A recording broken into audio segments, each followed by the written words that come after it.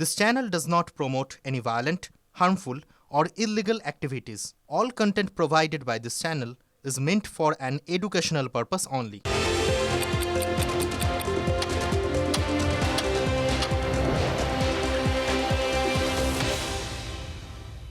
নমস্কার, দেখছেন টিভি9 বাংলা। আপনাদের সঙ্গে রয়েছি আমি তন্নিষ্ঠা। শুরু করছি 5 কথা বেশ কিছু বড় খবরে নজর রাখা যাক।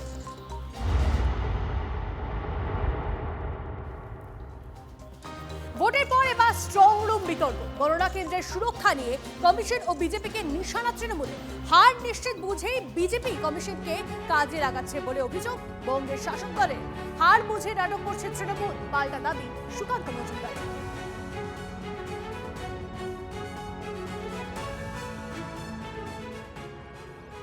বিজেপি নিজেরা পরাজয় নিশ্চিত, ফলে যেভাবে নির্বাচন কমিশনকে সামনে রেখে তাদের ক্ষমতা মিসইউজ করে নানা ধরনের চক্রান্ত করেছে মাননীয় মুখ্যমন্ত্রী সঠিকভাবে তিনি নিজেও যেমন স্ট্রংরুমগুলো যথাযথ নজরদারিতে রেখেছেন এবং তিনি নির্দেশ দিয়েছেন তৃণমূল কংগ্রেসের প্রার্থী যারা আছেন, যারা এজেন্ট আছেন এবং তাদের অথরাইজড যারা আছেন, পুরো দস্তুর এখানে নজর রাখতে হবে। কারণ যে কোনো কারচুপি এই নির্বাচন কমিশন বিজেপির তরফ থেকে করে থাকতে পারে। সোর্সের মধ্যে তো ভূত, মানে নির্বাচন কমিশন তো আর নিরপেক্ষ নয়, ফলে তার ভেতরে শেষ পর্যন্ত তারা অনেক কিছু আরও কারচুপি করার আশঙ্কা আমাদের রয়েছে। বিজেপি এসব করেও তৃণমূলকে কোথাও একটু এদিক ওদিক করতে পারবে না। বিপুল ভোটে বিপুল আসন নিয়ে মমতা বন্দ্যোপাধ্যায় ফিরে আসছেন। पता चल गया और उनको अंदर का जो डर है वो डर सताने लगा, क्योंकि उनको भी पता है कि एक्चुअल में होने क्या जा रहा है। बीजेपी की सरकार बन रही है और टीएमसी बुरी तरीके से हारने वाली है, इसलिए डर रहता है ना जब, तो तरह आशंकाएं आपके मन में आती है। और ममता बनर्जी के भी मन में ऐसी आशंकाएं आई और वो जाके विरोधी मोड में चले गई, क्योंकि उनको भी पता है आगे से विरोधी नेतृत्व का काम, लीडर ऑफ अपोजिशन का काम करना है, इसीलिए जाके धरने पे बैठ गई। खुद तृणमूल कांग्रेस ने एक्सेप्ट कर ली कि आगे आने वाले समय में भारतीय जनता पार्टी की सरकार बन रही है और ममता बनर्जी ऑपोजिशन पार्टी के लीडर की तरह काम करना ऑलरेडी शुरू कर दिया, चालू कर दिया। তৃণমূলের স্ট্রংরুমে কারচুপির অভিযোগ নস্যাৎ করলেন সিইও। স্ট্রংরুমে কারচুপির কোনো সম্ভাবনাই নেই। 24 ঘন্টা সিসি ক্যামেরায় নজরদারি চলছে। সব দলের তরফ থেকে নজর রাখা হচ্ছে। অভিযোগ করলে তার যথাযথ প্রমাণ দিতে হবে। মন্তব্য মনোজ আগরওয়াল। कहाँ टेम्परिंग हुई है? कोई कंप्लेंट आया बताइए कहाँ पे हुई है? खाली एलिगेशन लगाते हैं तो कोई एलिगेशन लगाए। टेम्परिंग कहाँ हुई है? ये पीएफ है वहाँ पे, पूरा सील्ड है वहाँ पे, 3 लेयर सिक्योरिटी है, कोई जा सकता है और टेम्परिंग कैसे कर लेगा? সিইও মিথ্যা কথা বলেছেন, কারণ ওনাদের যে স্ক্রিন, সিইওদের ইলেকশন কমিশনের দেয়া যে স্ক্রিন, তাতেই দেখা গেছে ভেতরে মুভমেন্ট হচ্ছে। তো সুতরাং উনি কি করে এটা বলতে পারেন কি করে ভেতরে কিছু ছিল না? ওই পোস্টাল ব্যালট যেটা দেখা যাচ্ছে স্ক্রিনে, সেটা সত্যি কোথা থেকে আসছে নাকি কোনো ছাপ্পা জিনিস ডিস্ট্রিবিউট করার জন্য দিয়েছে ইলেকশন কমিশন, সেটা তো আমাদের এজেন্টরা খতিয়ে দেখবেন। আমরা ওগুলো বলার পর আজ রীতিমতো, গতকাল করেনি, আজকে ওরা জানিয়েছে যে এই সিসিটিভি নজর রাখার জন্য আপনারা অথরাইজড পার্সন দিন। এখন সিইও তিনি শাক দিয়ে মাছ ঢাকতে যাচ্ছেন, ভুল করেছেন। স্ট্রংরুমে সংঘাত নিয়ে মমতাকে তীব্র আক্রমণ অধীর চৌধুরী। তৃণমূল সুপ্রিমোর আন্দোলনকে নাটক বলে খোঁচা অধীরের। মমতাকে ভোট লুটের নায়িকা বলে কমিশন ও কেন্দ্রীয় বাহিনীকে দরাজ প্রশংসা কংগ্রেস নেতা। স্ট্রং রুমের ভেতরটা সবসময় সিসিটিভিতে ডিসপ্লে হয়। আমরা দেখো মনে করি স্ট্রং রুমের অবস্থা কি, তাহলে সিসিটিভি দেখলে সেটা আমরা বুঝতে পারি। বাংলার মুখ্যমন্ত্রী কেন এই নাটক করছেন আমি জানি না। বাংলার মুখ্যমন্ত্রীকে বলবো, আপনার নেতৃত্বে বাংলায় যে ভোট হয়, সেই ভোটে মানুষ মনোনয়ন পেশ করতে পারে না, সেই ভোটে মানুষ ভোট দেওয়ার হিম্মত অর্জন করতে পারে না, সেই ভোটে মানুষকে খুন হতে হয়।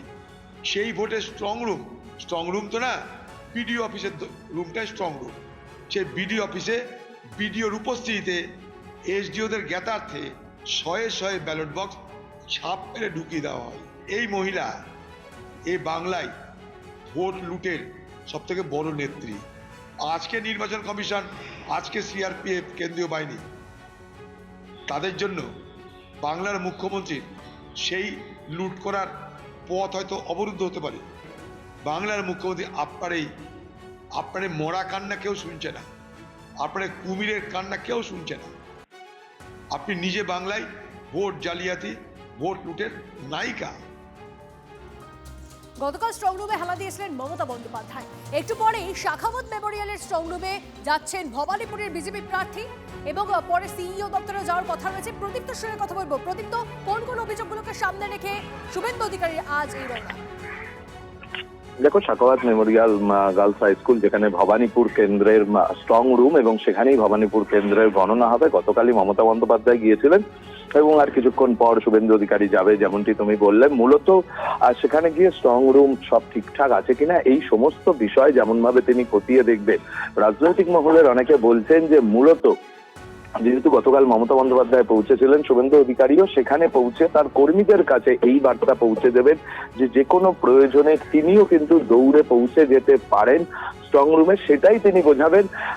একই সঙ্গে আমরা দেখেছি যে শুভেন্দু অধিকারী তিনি সামাজিক মাধ্যমে পোস্ট করেছেন যে গতকাল মমতা বন্দ্যোপাধ্যায় সেখানে ঢুকে বেআইনি কিছু করতে পারেনি, তার কারণ তার এজেন্ট বা তাদের অন্যান্য লোকজনরা কিন্তু একেবারে কড়া নজরদারির মধ্যে রেখেছিল সেই সিসিটিভির ফুটেজও তিনি প্রকাশ্যে এনেছেন। এখন দেখার বিষয় যে তিনি সেখানে যাওয়ার পর আদতে কি বলেন বা কি করেন, এবং তার পরবর্তীতে তিনি সেখান থেকে বেরিয়ে রাজ্যের মুখ্য নির্বাচনী আধিকারিকের যে দপ্তর রয়েছে সেখানে যাবেন। এবং গতকাল থেকে আজকে এখনো পর্যন্ত রাজ্যের বিভিন্ন প্রান্তে স্ট্রং রুমকে কেন্দ্র করে যে ছবি উঠে আসছে সেই সমস্ত বিষয় নিয়েও কিন্তু তিনি রাজ্যের মুখ্য নির্বাচনী আধিকারিকের দপ্তরকে অবহিত করবেন।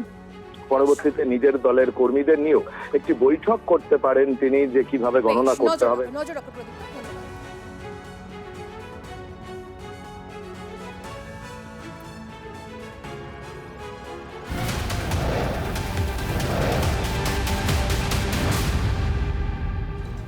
গতকাল শাখাওয়াত মেমোরিয়ালে স্ট্রং রুমের বাইরে ঠিক কতক্ষণ ছিলেন মমতা বন্দ্যোপাধ্যায়? রিপোর্ট দিলেন ডিইও, এমনটাই খবর পাওয়া যাচ্ছে। আরও একবার আপনাদেরকে জানিয়ে রাখি, আপনারা দেখেছেন গতকাল শাখাওয়াত মেমোরিয়ালের স্ট্রং রুমে পৌঁছে যান মমতা বন্দ্যোপাধ্যায়। তিনি ঠিক এই স্ট্রং রুমের বাইরে কতক্ষণ ছিলেন তার রিপোর্ট দিলেন এবার ডিইও। কাল টান টান উত্তেজনা ছিল স্ট্রং রুমের সামনে।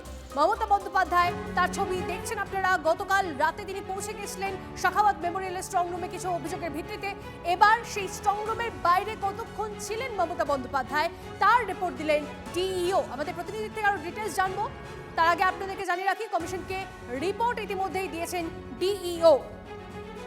ভবানীপুরের তৃণমূল প্রার্থী মমতা বন্দ্যোপাধ্যায় তিনি গতকাল বেশ কিছু অভিযোগের ভিত্তিতে পৌঁছে গেছিলেন শাখাওয়াত মেমোরিয়ালে এবং সেই স্ট্রং রুমের বাইরে কতক্ষণ ছিলেন মমতা বন্দ্যোপাধ্যায় তার রিপোর্ট দিলেন ডিইও। শ্রাবন্তী আমাদের প্রতিনিধি আমাদের সঙ্গে রয়েছেন। শ্রাবন্তী, রিপোর্টে কি উল্লেখ? তনিষ্ঠা, মমতা বন্দ্যোপাধ্যায় শাখাওয়াত মেমোরিয়ালে ঠিক কখন গেছিলেন, কতক্ষণ বসেছিলেন, আদতে কি হয়েছে সেখানে যাবতীয় রিপোর্ট চেয়েছিল কমিশন, সেই রিপোর্ট ইতিমধ্যেই এসে পৌঁছেছে। আর ডিইও সাউথ তিনি এই রিপোর্ট পাঠিয়েছেন। সেখানে ঠিক কত ঘন্টা মমতা বন্দ্যোপাধ্যায় বসেছিলেন, কার কার সঙ্গে কথা বলেছিলেন, কি করেছিলেন এত বৃষ্টির মধ্যে, তিনি ওখানে কোথায় ঠিক বসলেন ইত্যাদি যাবতীয় বিষয় প্রত্যেকটি সময় উল্লেখ করে করে এই রিপোর্টে লেখা হয়েছে। আপাতত সিইও দফতরে এই রিপোর্ট পাঠানো হয়েছে। সেই রিপোর্ট যাবে সিইসির কাছে, সরাসরি কমিশনের কাছে যাবে। কিন্তু কেন এত গুরুত্বপূর্ণ হয়ে উঠলো তার কারণ শাখাওয়াত মেমোরিয়ালকে নিয়ে গতকাল যেরকমভাবে ঘটনা ঘটেছে, তারপর দেখা গেছে যে রাত্রিবেলা স্ট্রং রুম নিয়ে ওঠা যাবতীয় অভিযোগ খারিজ করতে রাত্রি 10:30টার পরে প্রেসমিট করা হয়েছিল সিইও দফতরের পক্ষ থেকে। এই বিষয়টিকে খুব সামান্য বিষয় বলে ধরা হচ্ছে না, যেহেতু সরাসরি স্ট্রং রুমের ছবি পাবলিশ করা হয়েছে এবং সেখানে অভিযোগ উঠে এসেছে কমিশনের বিরুদ্ধে। তাই গতকাল থেকেই একেবারে এই গোটা ঘটনা নিয়ে অত্যন্ত বিরক্ত কমিশন। কোথায় কি হয়েছে, নেতাজি ইন্ডোরে কি ক্ষুদিরাম অনুশীলন কেন্দ্র যেখানে স্ট্রং রুম হয়েছে সেখানে কি হয়েছে সেটা নিয়েও যেমন রিপোর্ট চাওয়া হয়েছিল, ঠিক তেমনিভাবে শাখাওয়াতে কি হয়েছিল সেটাও জানতে চাওয়া হয়েছে। এখন তনিষ্ঠা, সাধারণ নিয়ম অনুসারে যে কোনো প্রার্থী এইরকম স্ট্রং রুমে যেখানে তার অ্যাসেম্বলি কনস্টিটিউয়েন্সির যাবতীয় ভোট এই ইভিএম ব্যালটগুলো থাকে সেখানে তিনি যেতেই পারেন, সেটা নিয়ম অনুসারে যেতেই পারেন। কিন্তু কতক্ষণ তিনি সেখানে ছিলেন, কতক্ষণ আদতে কি করলেন, ওখানে গিয়ে কোনো অভিযোগ করেছেন কিনা, এই সংক্রান্ত সমস্ত কিছু জানতেই আপাতত এই রিপোর্ট চাওয়া হয়েছিল। সেই রিপোর্ট এসে পৌঁছেছে সিইও দফতরে। বেশ, ধন্যবাদ শ্রাবন্তী। এই প্রসঙ্গে লোকেট চট্টোপাধ্যায় কি বলেছেন শোনাব। এটাই বোঝা যাচ্ছে যে 16 এবং 21-এর জায়গায় পুরো ছবিটা একদম উল্টো হয়ে গেছে। অলরেডি তারা বিরোধী পক্ষ হিসাবে তারা যেভাবে ব্যবহার করতে হয় সেইভাবে ব্যবহার শুরু করে দিয়েছে, বোঝা যাচ্ছে তাদের অ্যাটিটিউড দেখে, তাদের কথা বলা দেখে, তার ভঙ্গি দেখে বোঝা যাচ্ছে। তো সুতরাং তারা মেনে নিয়েছে যে তৃণমূল সরকার এবারে যেতে চলেছে। স্ট্রংরুমের নিরাপত্তা নিয়ে সংঘাতের মধ্যেই আরও আঁটোসাঁটো করা হলো গণনা কেন্দ্রের সুরক্ষা। দুর্ভেদ্য দুর্গের চেহারা নিয়েছে ক্ষুদিরাম অনুশীলন কেন্দ্র। প্রায় 2 মানুষ সমান উচ্চতার লৌহ কপাল, কার্যত মাছি গলার জোরে বাড়ানো হয়েছে নিরাপত্তা রক্ষী কেন্দ্রীয় বাহিনীর সংখ্যা।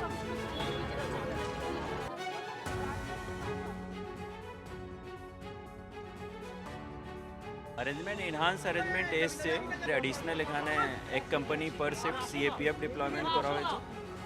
আপনারা দেখে পাবেন এডিশনাল গার্ডরেল এখানে বসানো হয়েছে, আর যে সারাউন্ডিং এরিয়া আছে ওখানেও ফোর্স ডিপ্লয়মেন্ট করা হয়েছে। সিসিটিভি দেখার জন্য কিছু আই কার্ড এখনই ইস্যু করা হয়েছে, আর বাকি যে ক্যান্ডিডেট আর ইলেকশন এজেন্ট আছেন ওনাদের আগেই আই কার্ড ইস্যু করা হয়েছে।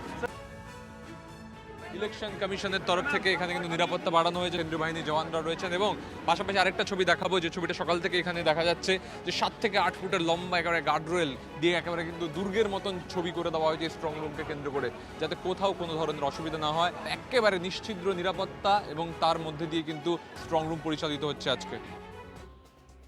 কলকাতার স্ট্রংরুমে যে সংঘাত, সেই সংঘাতের আঁচ এগরাতেও। আইসির বিরুদ্ধে পক্ষপাতিত্বের অভিযোগে তৃণমূলের বিক্ষোভ, আইসিকে অপসারণের দাবিতে স্লোগান। তৃণমূল প্রার্থী পীযূষ কান্তি পণ্ডার অভিযোগ, বিজেপি প্রার্থী তপন মাইতিকে নিয়ে স্ট্রংরুমের ভিতরে যান আইসি। এরপরেই ক্ষোভে ফেটে পড়ে তৃণমূল কর্মীরা। আইসিকে ঘিরে দফায় দফায় চলে বিক্ষোভ। বিক্ষোভ সামালে স্ট্রংরুমের বাইরে বাহিনীর অ্যাকশন, লাঠি উঁচিয়ে ভিড় হটালো বাহিনী।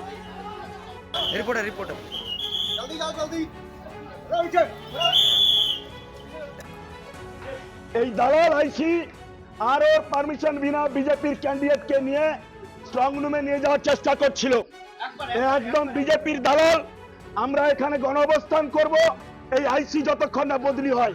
এর চোর চিটিংবাজির মতো কথাবার্তা বলছে। এর না আছে নিজের সম্মান, না কাউকে সম্মান দেয়। স্ট্রং রুমের সামনে কিছুই ঘটেনি। আসলে ব্যাপার হচ্ছে কি, কালীঘাটের ঢোলটা ফেটে গেছে। মমতা ব্যানার্জির সরকার পড়ে গেছে সেটা বুঝতে পেরেছে, সেই জন্য নাটক চলছে চতুর্দিকে। গতকাল আমরা মমতা ব্যানার্জির নাটক পুরো দিন মিথ্যাচার দেখেছি, শুনেছি। পশ্চিমবঙ্গের মানুষ নয়, সারা ভারতবর্ষের মানুষ মমতা ব্যানার্জির চরিত্র, তার কার্যকর্তাদের চরিত্র বুঝেছে। আজকে সেই ঘটনা ঘটানোর জন্য এখানে স্ট্রং রুমে এসে নাটক করছে। তার যে যিনি প্রার্থী হয়েছেন উনি নাটক শুরু করেছেন। বিজেপি প্রার্থীকে না জানিয়ে স্ট্রং রুম খোলার অভিযোগ, বিধাননগরের ডেপুটি ম্যাজিস্ট্রেটকে আটকে রেখে বিক্ষোভ, ঘেরাওয়ের মুখে ট্রেজারি অফিসার। বিজেপি প্রার্থী শারদ মুখোপাধ্যায়ের নেতৃত্বে বিক্ষোভ, ডেপুটি ম্যাজিস্ট্রেটকে ধাক্কাধাক্কি করা হয় বলেও অভিযোগ। পরিস্থিতি নিয়ন্ত্রণে আনতে এসডিও অফিসে কেন্দ্রীয় বাহিনী। এসডিও ম্যাডামের বক্তব্য, উনি কোনো ডিরেকশন দেননি। এখানে ওনার ডিরেকশন ছাড়া, ওনার পারমিশন ছাড়া বাকি স্টাফেরা খুলে ফেলেছে, এবং ওর জন্য নাকি উনি যা ব্যবস্থা নেওয়ার নেবেন। এই সাহেবকে জিজ্ঞেস করলাম, উনি কাচুমাচু মুখ করে আমাকে বললেন, উনি তো এখন বলছেন আমাদের সাসপেন্ড করবেন। এই হচ্ছে পরিস্থিতি। আমরা ওখানে লগবুক চেক করলাম, এক নয় একাধিকবার আমি দেখে নিচ্ছি 30 তারিখ থেকে শুরু করে প্রায় 10 8বার স্ট্রং রুম খোলা হয়েছে। একটাতেও আমার কোনো ইমেল নেই, কোনো হোয়াটসঅ্যাপ তো দূরের কথা, মানে হোয়াটসঅ্যাপ করার দরকার নেই। ইমেল হচ্ছে অনলি অফিসিয়াল, ইমেল নেই, ফোন নেই। 8 বার খোলা হয়েছে, 8 বার 10 বার খোলা হয়েছে, 10 বার আচ্ছা, আপনি দায়িত্বে কালকে ছিলেন না? আমি তো কলেজে ছিলাম, বললাম। কলেজে কোন কলেজে ছিলেন? বিধাননগর কলেজে। আর স্ট্রং রুম কোথায়? স্ট্রং রুম বিধাননগর কলেজে স্ট্রং রুম, আর এখানে স্ট্রং রুম আপনার পোস্টার ব্যালটে। আচ্ছা, কোথায়? আমার এসডিও অফিস। এসডিও অফিস আপনি কালকে ছিলেন না? আমি সারাদিন, কালকে আপনার উপর অধিকারী, আমি কালকে সারাদিন কলেজে স্টুডেন্ট নিতে ছিলাম। আপনার চেয়ারে কে ছিল বা আপনার হাই লেভেলের অফিসার কে ছিল? কালকে তো ম্যাডামও ওখানে ছিলেন, সিলেকশন ওখানে ছিলেন। আমি এসডিও অফিসে কেউ ছিল না, তালা মারা ছিল। এসডিও অফিসে আমি কালকে ছিলাম না। যারা খুলেছে তাদের কাউকে চেনেন না আপনি? দেখুন এখানে তাদের নামটা দেখুন। 3টে এসির হচ্ছে এখানে স্ট্রং রুম, 117 এসি এসছিল, এসে তারা খুলেছে। এই অর্ডারের বেসিসে আমি 116 এরপর এআরও 16 দায়িত্ব নিয়ে উনি সাইন করে উনি ওনার টিম নিয়ে কাজ করেছেন। বাইরেও যুদ্ধ, ঘরেও যুদ্ধ। ভোট যুদ্ধের মধ্যেই ইরান যুদ্ধের জেরে মহার্ঘ গ্যাস। ভোট মিটতেই বাণিজ্যিক রান্নার গ্যাসের মূল্য বৃদ্ধি। 19.5 কেজি বাণিজ্যিক সিলিন্ডারের দাম এক ধাক্কায় বাড়ল 994 টাকা। সিলিন্ডার প্রতি গুনতে হবে 3,202 টাকা। বাড়তে চলেছে রেস্তোরাঁর খাবারের দাম, তবে রান্নার গ্যাসের সিলিন্ডারের দাম অপরিবর্তিত। আর একটা আপডেট দিই আপনাদেরকে। গ্যাসের দাম বৃদ্ধি নিয়ে পোস্ট ইন্ডিয়ান অয়েল কর্পোরেশনের। আন্তর্জাতিক বাজারে জ্বালানির মূল্য বৃদ্ধির আঁচ পড়তে দেওয়া হয়নি গৃহস্থের হিসেবে। বাণিজ্যিক গ্যাসের দাম বাড়লেও দাম বাড়েনি গৃহস্থের হেসেলের গ্যাসের। 33 কোটি গ্রাহকের জন্য 14.2 কেজির সিলিন্ডারের দাম বাড়েনি। দাম অপরিবর্তিত রেখে দাম মধ্যবিত্ত পরিবারে স্বস্তি দেওয়া হয়েছে, দাবি ইন্ডিয়ান অয়েল কর্পোরেশনের।